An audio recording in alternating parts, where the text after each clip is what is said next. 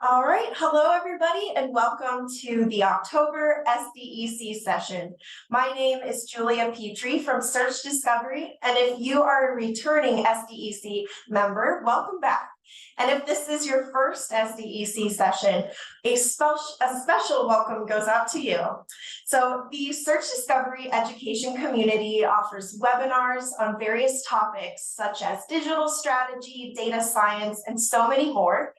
And in a few moments, I'll send out a few helpful links that include a link to our online video library so you can access all of our past webinars, as well as a link to join our email list so you'll get all the latest webinar updates. So during today's session, if you have any questions for our guest speaker today, please place those questions in the Q&A, and we will make sure to address those at the end. So finally, I'm very happy to introduce our guest speaker today, Jim Sterne. He is the founder of the Marketing Analytics Summit and the Digital Analytics Association. So with that, I'm very excited to turn it over to you, Jim. Thanks very much, Julie, and greetings to everybody. Thank you for joining me this morning. I want you to keep your eyes open because the lighting in my room is about to change. The sun is just about to come up here in California. I wanted to do this session on how to manage digital analysts because they're a unique group. Analysts are kind of second-class citizens. They don't break records. They don't make decisions. They don't win President's Club trips. They're sort of air traffic controllers rather than pilots. They're dispatchers rather than the firefighters. So I want to focus on them because we all know that the three things that we try to manage are people, process, and technology. Well, this is the people part. It's actually the hardest part. Technology is interesting and fun. Process is necessary and can be automated, but people are, messy. So I've got a bunch of management quick hits for you. First of all, it's all about managing up. Your job is to protect the team from the management. You are there to run interference. You are there to keep the administration out of their hair so they can get their jobs done. So if filling out time cards is a struggle, if putting in expense reports is a struggle, figure out ways to remove that friction so they can do their jobs. On the other side, managing up means being a cheerleader. It means constantly selling why analytics is valuable and necessary. It means finding those wins, the small projects that do well, the big projects that do well, and make sure that you socialize them inside the company or with your clients or your stakeholders or your business partners, whatever you call them. It is a sales process. It's marketing. You need to continually tell people why analytics is important. It's not a one lunch and learn and you're finished. It is a constant process. You've got to get them to understand the value. Here's the problem. If you walk into my office with a spreadsheet and a chart and a graph, it feels like a report card. It feels like a judgment. It feels like you are evaluating me. And you know what? We need to explain to them that we're here to help, that we're here to understand what they're trying to accomplish so that we can help them achieve their goals. We want to do this. The common thing is to say, well, ask them why they want to know that number. And that's a little bit pejorative, like, why do you want to know? So that's not quite, but it's what's important to you about this? What challenges are you facing? What do you think the proper range of results might be? What does good look like? And when you get to know them well, and you really want to get on their good side, ask them about how they earn their bonus. Not how much they make, but what do they have to achieve in order to get their bonus, and you are here to help them. You will be their best friend. So number two. This is sorry, still number one. When people give you pushback on your insights, they'll attack your data. They'll attack your math. They'll attack your approach because they don't quite get it and they're kind of afraid of it. And they are nervous about looking dumb. So we want to be very careful that we care for their egos, their fragile little egos. We do know more about the data, the math, the algorithm, the process than they do. But like a doctor, like don't try to explain. You don't expect them to have a degree in medicine. You know, you went to medical school for 8 years. They didn't. I mean, it's not dumb down, but it's make it clear and understand that they're nervous about it. All right, number two. If you're the smartest person in the room, you're in the wrong room. It's about getting people who are smarter than you to do their thing. Oops, there we go. We'll go back here. You want to get the smartest people who are good at what they are good at and let them do that thing. If they want to be, you should worry about paper clips and staff meetings and administrivia. I'm sorry, but as a manager, that is your job. Let them worry about SQL queries and running Python scripts and building the pipeline and do the data viz. They should be best at their thing, and you should do all of the stuff that they don't need to so that they can get on with their work. Number three, getting on with their work means telling them what you want them to accomplish without telling them how. Let them, they're going to do it wrong. And by wrong, I mean they won't do it the way you would do it, but that's okay. They might even surprise you. It might be okay that they do it a different way. They might do it better than you, and you need to let them learn. So instead of reaching your hands over the keyboard and saying, no, this is how to do it, go, that's interesting. Can you think of another way to make that happen? Every time I've interviewed people for my Marketing Analytics Live Online show, I ask not just what advice do you give your former self, but what advice do you have for all of your former managers? And everybody says the same thing. Let me get on with it. Don't micromanage. How you do it is best for you. It's not best for me. So instead of giving them tasks to accomplish, give them problems to solve. It's like, I want you to do this in this way at this time, tick this box. No, I want this to be the outcome. Figure out a way to make that happen. And if they come to you with questions, and they should, the first couple of times you say, well, here's how I did it. There are other ways to do it. Maybe you should ask additional people. Or my very favorite is simply, I don't know, what do you think? And let them work it out. Let them discover it. Ask them, what would it take to get this done so that they can accomplish it instead of just mimicking how you would have done it. Dealing with people is about juggling personalities. We are all different, but if we do big, broad categories, there are extroverts like me who like being in front of the camera and on stage, and people like me, we think out loud. We talk a lot because that's how, I talk in order to find out how I feel, and then I write in order to see what I think, but I have to get it out. Introverts, they want to think about it and think about it and think about it and get it organized before presenting. So you've got to let the extroverts pontificate, give them some space. They will speak before thinking. And the introverts, you've got to give them space to think before speaking, and make sure that you're not leaving them out at the, in the meeting. Wait till the end and say, and how about you, Jim? What do you think? You haven't said much. And they'll come up with stuff that'll blow your mind, but they'll also be the ones who will can I get back to you? So the answer is yeah, absolutely. And you'll recognize character traits and how to treat people. I mean, there's, the lone wolf who's the coder and the modeler off in the corner. Leave me alone. Let me finish this thing. And now, ta-da. And sometimes that's great. Sometimes it's not so great. So you have to determine whether their lone wolfing is paying off or it's a way of to hide their confusion. That depends. Some people love teaching, like me. Some are natural leaders, and you know who they are because they're always encouraging other people. But diverse personalities are an amazing part of a strong group.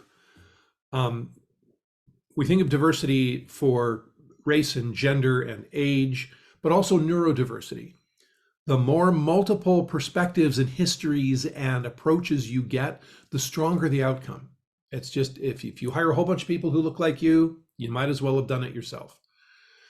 The neurodiverse people who seem to be socially inept, don't take that as that they're upset or that they think you're doing it wrong.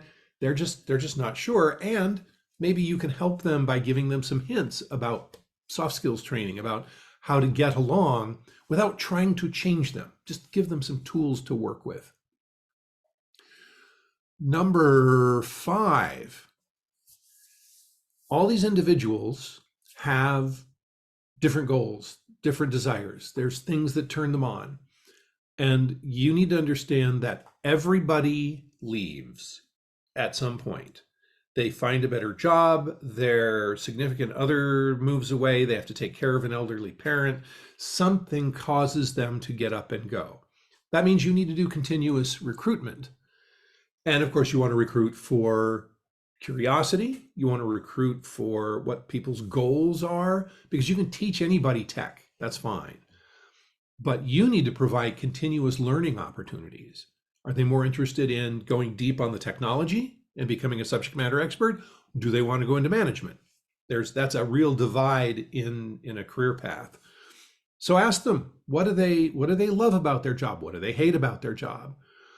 What is it that they would like to be when they grow up? And ask them every 3 or 4 months, because goals change. And I thought I was going to love this and I hate it because of these things. Well, let's find a place for you where you don't deal with those things.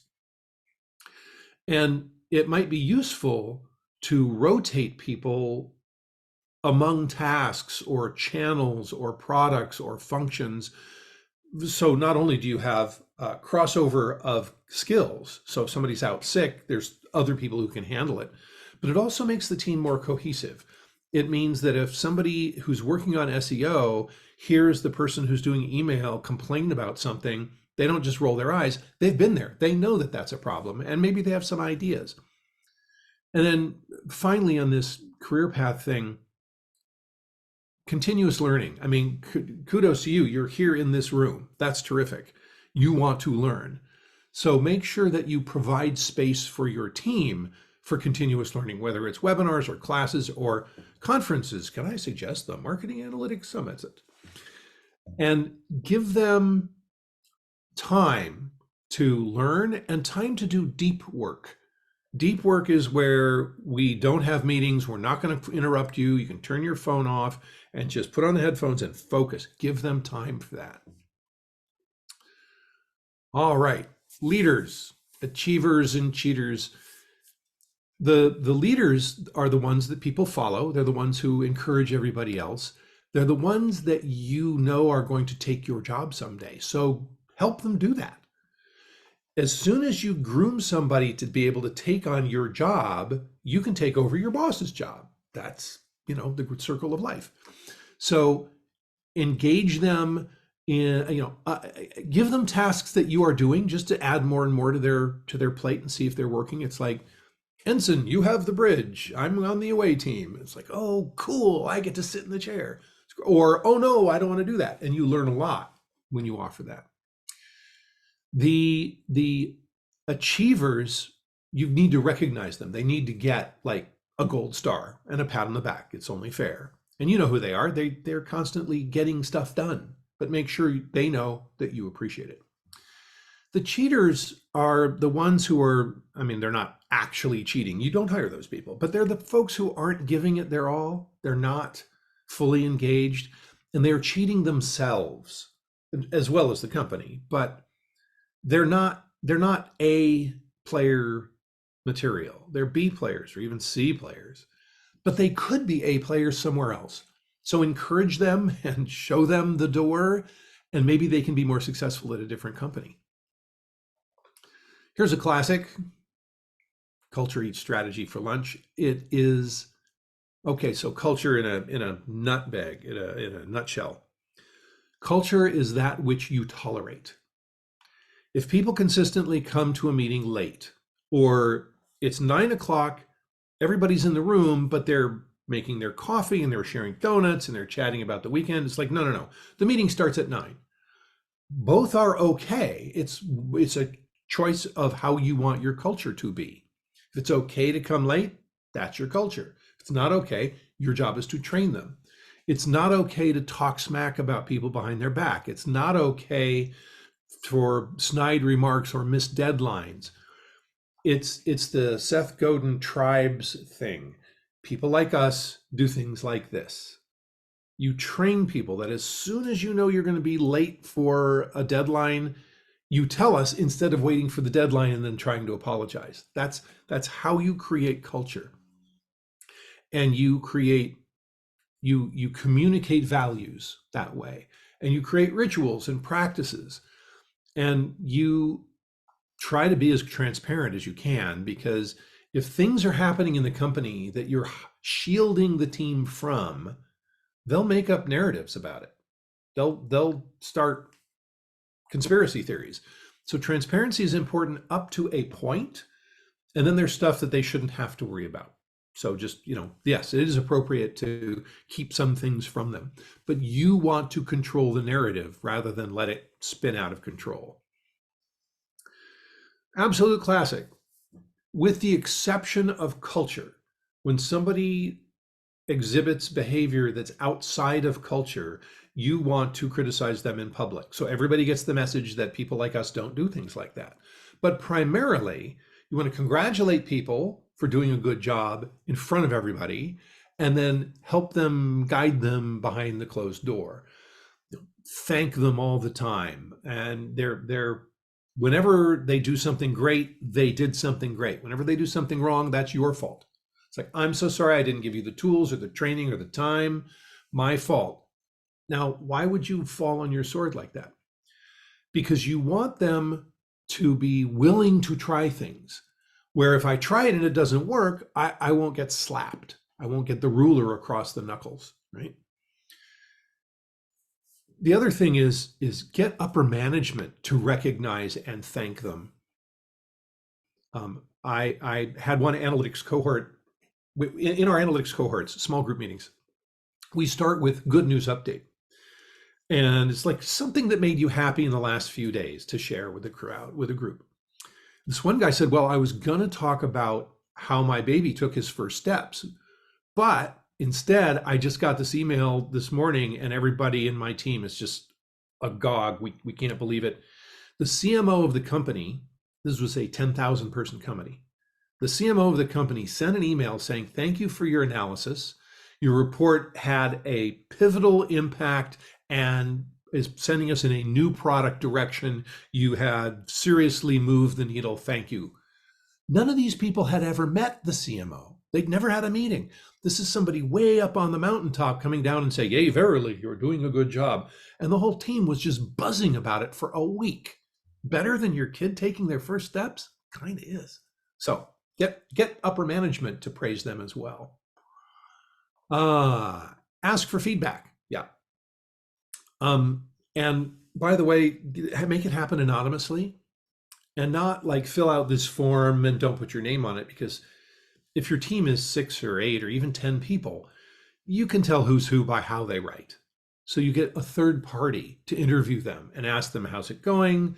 How could management do a better job? This one came up in at the beginning of COVID. I think it was Peter Drucker was being interviewed and said, what do we do? How do we manage people? He said, everybody remembers how you made them feel. Nobody ever gets up at a memorial service and said, well, Jim was always on time and on budget. That's not what we say. We say, when there was trouble, he helped me. I became a better person because I knew this with this one. Help me overcome obstacles. So focus on how you're helping these people as people. You're not their friend. You're not their mother, but you're their coach and their guide and their teacher and their sensei. You're there to help them achieve their goals, and they will appreciate that and they will remember you for it. There's also, well, those are the 10. I'm going to throw in number 11 because, yeah, why not? Staff satisfaction. So there's customer satisfaction. Yeah, we like that. But staff, let's not just do surveys, but one-on-one meetings, and do them, I mean, at least once a week if you can. Now, let's make this efficient. It's a 25-minute meeting, okay? Going to meet with each one. And the first 5 minutes is, hi, how's it going? What's on your mind? What's troubling you? What do you need? And then another 5 minutes of, well, here's what's on my mind. This is what's troubling me. This is what I would like to see more out of you. Excuse me. And then 5 minutes of, okay, here's what the plan is, right? This is what we're going to do next. And I want you to have these things done by that time. Does that make sense to you? And then the last 5 minutes is getting them to talk about how they feel about their instructions. Now, if you do that and you know, 15, 20, 25 minutes with each person on your team once a week, everybody is staying in tune and everybody is keeping track of where they're headed. And everybody feels, important ones, everybody feels heard. Everybody knows that you've got their attention. Here is an amazing survey that I'm going to recommend. And yes, there's a slide of resources where it'll point to this. This is some really interesting questions to ask them about how they really feel. So, do you feel that you have the tools that you need? Do you feel that you get to work on your best stuff? Does somebody seem to care about you as a person? My associates and fellow employees are committed to doing quality work. So, and I don't know, do I have a best friend at work? Number 10 there is, you know, it's COVID times kind of made that a little awkward, but it used to be true, and it's going to happen again. But these are really interesting questions to help. It's not just you're learning about what's going on, but by asking these questions in this way, you are communicating your care for your employees, right? So I wanted to also provide some resources. The Digital Analytics Association has a competency framework, first of all. That is, what are our tasks?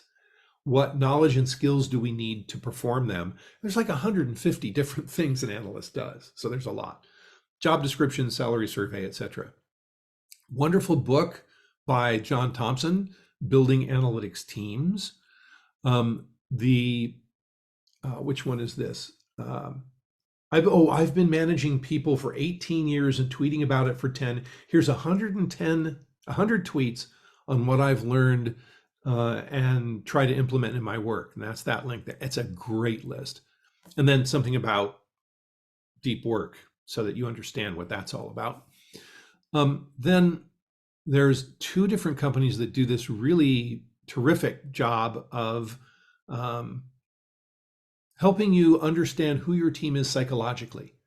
So the Vivo team measures people's effectiveness and watches them in action and how they interrelate. Core Science is really interesting. It's started by somebody who started in digital analytics and is now over on the emotional intelligence side to drive team effectiveness by understanding who's who and who should be involved in what kind of meetings. Both of these are worth a serious look. And ignore the QR codes. Sorry, that's a connection to an old presentation. But yes, bonus number 12 is, oh my God, here comes generative AI. And now what do we do? So here's a couple of top hits for that. Encourage everybody to experiment. Now, your company might be one of those that says, no, no, no, you're not allowed. Oh, you know what? I'm sorry, I'm going to take it back. Those QR codes are going to take you to each one of those Marketing Analytics Summit, Digital Analytics Association cohorts, Data-Driven Leader Studio. So those are active. I misspoke. So generative AI, if your company says you're not allowed to use it, we all know everybody's using it. So ignore that. but get them to use it carefully. There are some company policies that are important about privacy and about data security and about copyright infringement. So we're going to be very careful about all those. But we really want to encourage people to use ChatGPT or Claude or whatever so they understand what it is, how it is a very different tool than we are used to. And we want them to understand that it's going to help them not just accomplish tasks, but it's going to help them be a career tutor, be a career coach, be a collaborator, be an ideation team member. It's amazing what generative AI can do. So encourage that. And then I'm going to suggest weekly, because the stuff is changing and people are learning so fast, have a weekly gathering. Like we're going to do a 15-minute meeting to talk about what was the coolest thing that you've seen generative AI do this week. So for me, last week, it was the guy that took a piece of paper and a number 2 pencil and wrote, create me a game where a bird is flying randomly around the screen and there's a small dog at the bottom who jumps up to try to catch the bird when I hit the space bar. And then he drew a little picture of the dog, took a picture of it with his phone, uploaded it to ChatGPT, and it wrote the code for the game and you could play the game. Once a week, bring your team together and go, hey, what's the coolest thing that you've seen generative AI do? Okay, it is Q&A time. So queue up and ask, hey, I'm really interested to hear what issues you're having. I mean, I wanted to blast through this stuff so we'd have enough time to talk about it. Julia, do we have any questions from the audience? We do, and we can start off with the first one that we've seen come through. So they ask, how do you coach analysts who are lacking in self-confidence? How do you ease them into uncomfortable growth opportunities without burning them out? That's a terrific question. And people always say that's a great question while they're trying to think of an answer. So baby steps is the first answer. Give them things to do that are slightly uncomfortable, but also find ways to boost their courage. Give them tasks that are uncomfortable for them, but are not beyond their reach. So that'll require some attention on your behalf. Excuse me. There's also a lot of training that you can give them on public speaking or delivering information. There's also the idea of providing critiques. So we're getting to the point where I would ask ChatGPT to look at this video of my presentation and tell me how I could improve it. I actually haven't done that yet, and I'm going to, especially a presentation like this. Because when my manager critiques me, man, I'm a wallflower. Criticism's tough to take for a lot of us, myself and especially. But when my teammates do it, it feels like they're ganging up on me. But if ChatGPT does it, it's not personal. It's just me getting advice from a neutral party. So that can be interesting. And then there's a whole bunch of YouTube videos on how to do public speaking, how to tell a data story. I'm going to recommend that you go look at videos by Leah Pika and Steve Wexler about how to present. Yeah, that is such a great answer. And even one of the points that you had brought up earlier with having those one-on-one conversations and just getting a pulse check of how are people feeling and what do they need, like that's a great opportunity to share with them those skills and trainings so that they can start to boost their confidence. So we do have another question. Pooja asks, how do you think through the differences between micromanaging and having positive processes that in place structure? Process is not micromanaging. Process is Process is the guidelines. Process is here's the path we're going to take. Process is here's what you do at what step, but not how you do it. So at this point, we need a SQL query. And at this point, we need a data pipeline. And at this point, we need a data visualization. Oh no, don't use that color. Move that line 3 pixels to the left. Wait, no, show this one first. That's micromanaging. So process is when, and micromanaging is overdoing the how.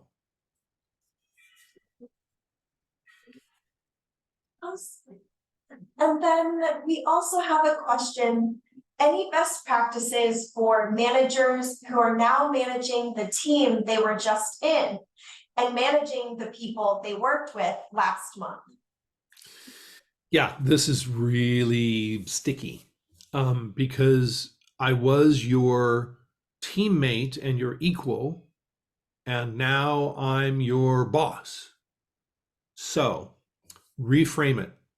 You're not their boss, you're their servant. You're there to help them get their job done. You're there to take away the pain of working inside a company. You're there to find them the tools, to find them the time, to find them the money so that they can do their best work. And if you approach it as like, oh, now I'm the older brother and you have to do what I say, is a fail.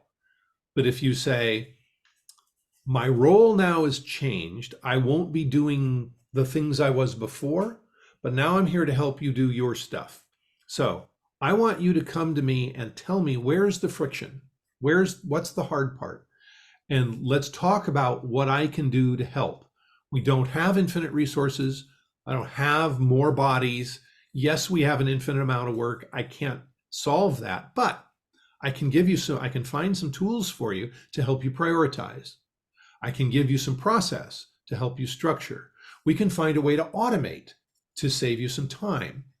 So you're explain that your role has changed, and now yes, I am here to help.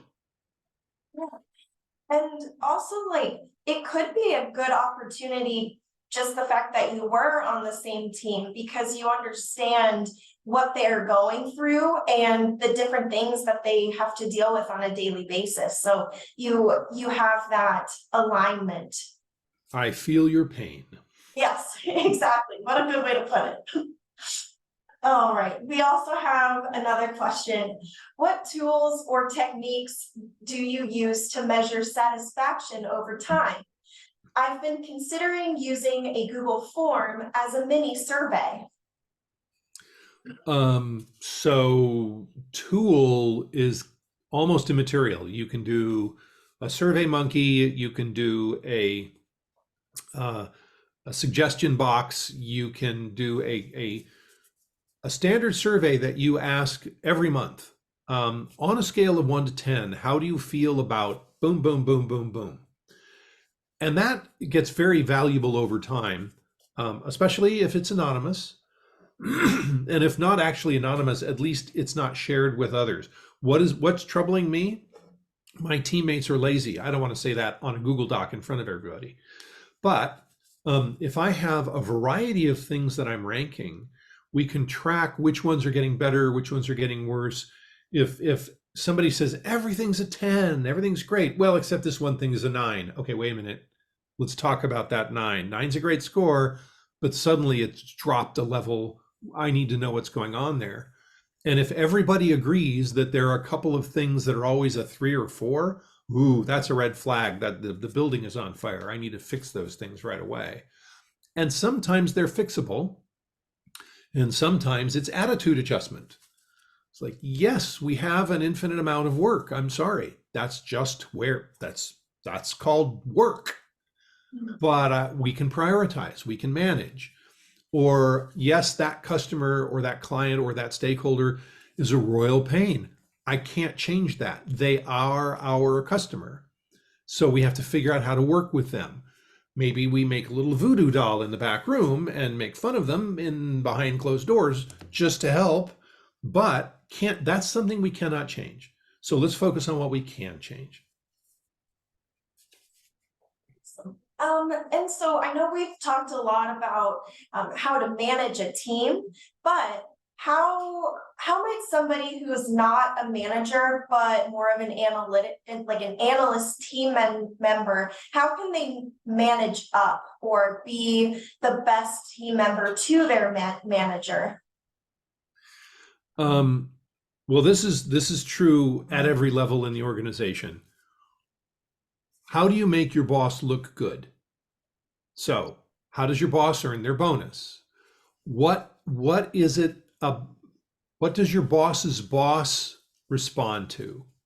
So, if your boss is doing an okay job, but their boss wants something else, help your boss deliver what the boss's boss wants to make your boss look good. That whether it's hitting deadlines or treating clients well, or et cetera, et cetera. It's just putting the shoe on the other foot. How can I help you do your job better? Please sit down and explain to me what your goals are. And here's a real brave step. And I've only done it twice, and it took a lot of gumption to do it, but wow, did it pay off. I asked for permission to have a one-on-one with my boss's boss. And I asked my boss's boss for a review of my boss's work. And I said, I want to understand where you think they're weak so I can help them do that for you. And it opened doors. It just was, everybody went, oh, this guy's here to actually make things better.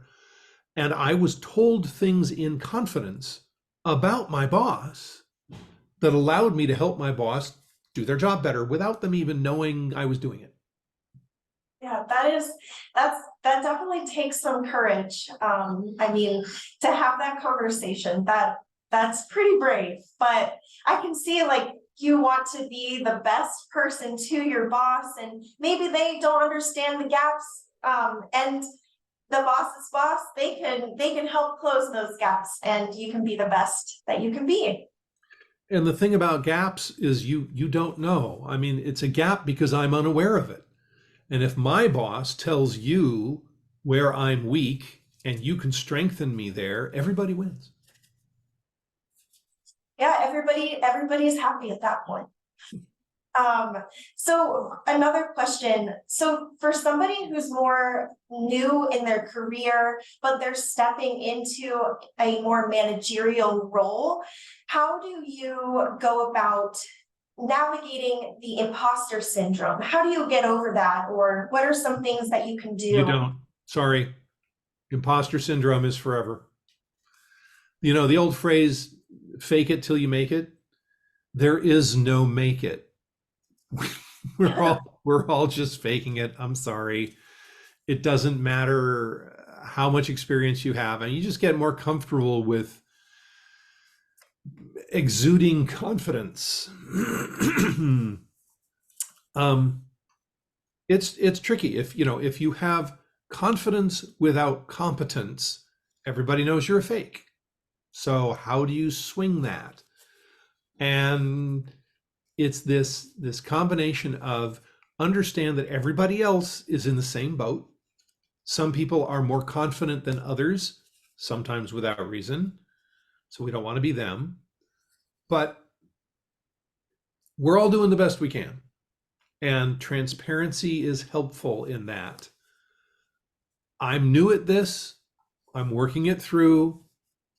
We're going to take this project in this direction this time. And thank you all for your input. But this is how I think it's going to work best. And then run around like crazy and find mentors, not just one. Like build yourself a little advisory council. It might be an older sibling and somebody that you used to work with another company, and your mother's best friend who is always really nice to you. I mean, it doesn't matter. Find a diverse group of people that you can meet with periodically and tell them that you want them to be your mentor so that you can comfortably bring questions and concerns to them. Notice I didn't mention anybody inside the company. because you need to talk about your boss, and you need to talk about, you need to complain about your boss in ways you don't want to tell your team, and you want to complain about your team in ways you don't want your boss to know. So it's got to be some outside person or group that you can meet with to say, hey, here's something that's happening that I would really like some input on. And that concept of mutual mentorship is the foundation for the analytics cohorts, where it's a small group. It's just 5 people. We meet 90 minutes twice a month for 6 months, just to like, where are you in your career? What projects are you working on? What's the hard part? And this is impartial input from people who are at first complete strangers and eventually become part of your support organization. Yeah, and for somebody who would want to find a mentor, where could somebody go and find those resources? First of all, anybody you think is an expert. Here's a little inside scoop on experts. They're intimidating. Like, oh my God, Jim Sterne, he's written a dozen books. True, there's a 12-step program out there for me somewhere. But it turns out experts are very happy when you ask them questions. It makes them feel like an expert, right? If somebody is giving a speech and like, oh, I've always admired their writing, and there they are on stage, go up afterwards and tell them that and ask them if you can follow up with a couple of questions. They will be honored. They will be pleased because it's ego stroking. And you will find some of them are very willing to help you out because they're up on stage, not just to show off, which is what it feels like, but also because they actually want to help people. And we did have a comment come through regarding meeting with your boss's boss. Yeah. So how might you navigate that conversation so that it doesn't seem like you're like almost gossiping? You're really just trying to phrase that conversation in the best light. So step 1 is get permission from your boss. So you go to your boss and say, I'd like a one-on-one with your boss. And they're going, well, talk about me behind my back. What is that? What is going on here? It's like, I want to understand the company vision and the direction of the department and what your boss is most interested in, so that I can help you achieve their goals. And you, my boss, have said these disparaging things about your boss occasionally. And I want to understand that better so that I don't put my foot in my mouth in the next meeting, so that I don't write a report in the wrong way, and so that I understand the company better. And I will report back to you what I've learned. Now, you don't report back word for word, but you do say, it's what's commonly referred to as the shit sandwich. Hey, your boss said this great thing about you, but then there was this where you need some work, and then he said this great thing about you. The sandwich. And after this meeting, here's what I'm going to do to change how I work in order to help you in your job. Yeah, and I mean, in the end, you really like you said, you want to make your boss look good. So, I mean, if that's what you have to do, I think it could bring up some good points, and just keeping that transparency too would be helpful in that conversation. So. All right, well, those are all the questions for today. I have really enjoyed this discussion. I've learned so many tips and tricks, and I just want to say thank you for your time and for volunteering to be a speaker for today's session. My pleasure, Julia. It's an honor to be included. Thanks for asking. And everybody, yes, that is my email address. You can reach out to me because I'm one of those people who likes being asked questions. Well, if any questions come through, I'll make sure to direct them to you, Jim. Everybody who has tuned in today, I'll be sharing out the recording as well as some of these resources that have been shared today. So thanks again for tuning in, and thanks again, Jim, for sharing your knowledge. Thank you, Julia. All right, bye everyone.